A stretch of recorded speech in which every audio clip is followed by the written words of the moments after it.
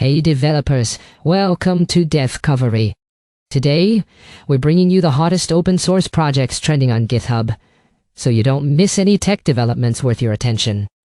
Today, we're taking a deep dive into a trending project on GitHub, MoneyPrinterTurbo, a tool that uses AI to generate complete, high-definition short videos with just one click. It has gained thousands of stars by promising to turn simple ideas into engaging video content automatically. We'll break down how it works and what this means for the future of content creation. What if the shortest path to a viral video isn't a better idea, but a better assembly line? That's the question behind MoneyPrinterTurbo. It asks a blunt question: why are creators still stitching scripts, stock clips, voiceovers, and subtitles together by hand, when a pipeline can do it all, from end to end, on demand, and at scale? MoneyPrinterTurbo is an open-source Python project that automatically generates short videos from just a single topic or keyword. It handles everything: writing the script, finding royalty-free footage, synthesizing a voice, styling and the signals from the community are loud. This project, developed by Harry0703, has racked up 61,875 stars, with 1,742 added just today. It also has 9,040 forks. For a tool, those aren't just vanity numbers. They signal real-world usage, not just passing curiosity. Producing short videos is a grind. The workflow is a marathon of ideation, drafting, searching for assets, editing, timing subtitles, and finally, exporting. Each step relies on different tools and a lot of human patience. Before tools like this, creators were constantly jumping between stock media sites, spreadsheets, video editors, and custom scripts for text-to-speech. The cost was paid in time, licensing risks, and pure creative burnout. MoneyPrinterTurbo's solution is ruthless automation. A single input kicks off a pipeline that handles the rest. It offers controls for voice, visual styles, aspect ratios, and even batch processing. Plus, it's flexible. It supports many different model providers and offers both a web interface and a programming API. This means creators and developers can each use the tool in the way that works best for them. So, how does it work under the hood? The design is built on a classic pattern: Model View Controller, or MVC. This creates a clean separation of concerns. Think of it as having two front doors leading to the same engine. One door is a fast API service, exposing endpoints for automated workflows. The other is a streamlit web UI for interactive users. Both doors route requests to controllers. These controllers validate the input and then manage a series of services that act like stations on an assembly line. First up, an LLM service takes a topic and turns it into a structured script and a scene-by-scene plan. It's like a shot list, complete with timing cues.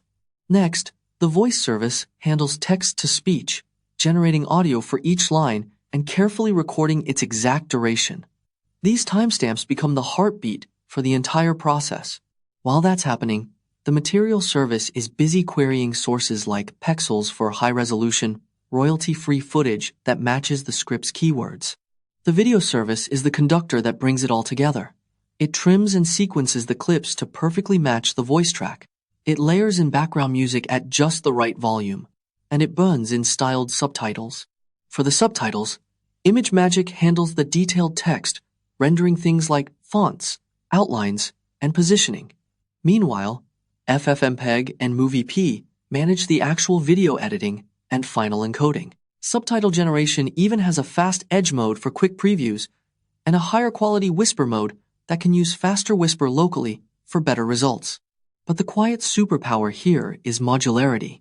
The system uses adapters, letting you swap out LLMs, text-to-speech engines, or asset sources, almost like changing a power plug when you travel. Task management can run simply in memory, or scale up with Redis to prevent long video renders from freezing the interface. And Docker support is included, which is a practical solution to the headaches of managing native dependencies in real-world deployments.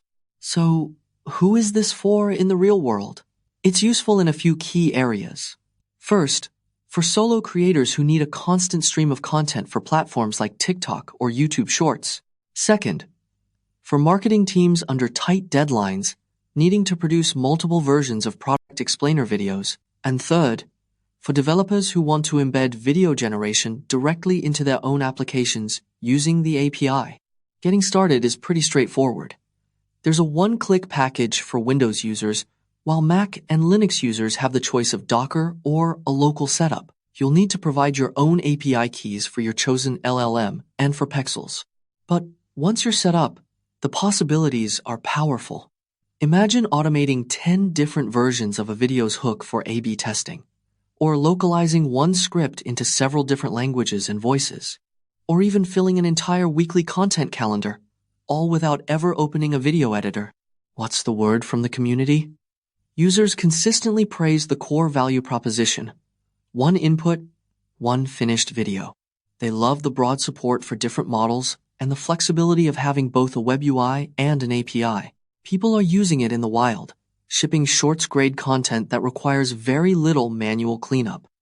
On the other hand, some common critiques pop up. Users sometimes run into friction setting it up on a new machine, and there are occasional quirks with video encoding or subtitle generation. But the community is actively working on these issues, with new forks and guides appearing to help smooth out the process. But it's important to consider a few cautions. First, there's dependency risk. The entire pipeline relies on external APIs for language models, text-to-speech, and video assets. That means your output can be interrupted by quotas, costs, or unexpected breaking changes from those services. Second, the quality can vary.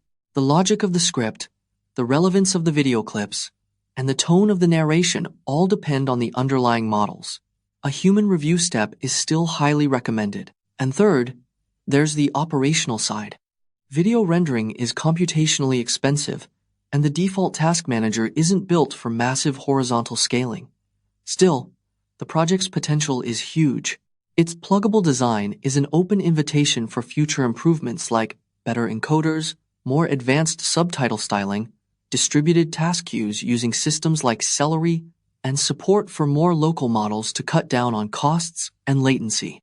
In the end, MoneyPrinterTurbo transforms short video creation from a manual craft into a configurable assembly line. It replaces the chaos of juggling multiple tools with a clean, composable pipeline. It's simple enough for non-engineers to run, yet powerful enough for engineers to extend. And that matters, because in the world of content, speed and scale are becoming the ultimate competitive edge. This project delivers on both. That's all for today's Devcovery. We hope these GitHub trending projects spark some inspiration for your development work. You can find all the repos mentioned in the description below. If you enjoyed this episode, don't forget to subscribe to our channel. See you tomorrow at the same time.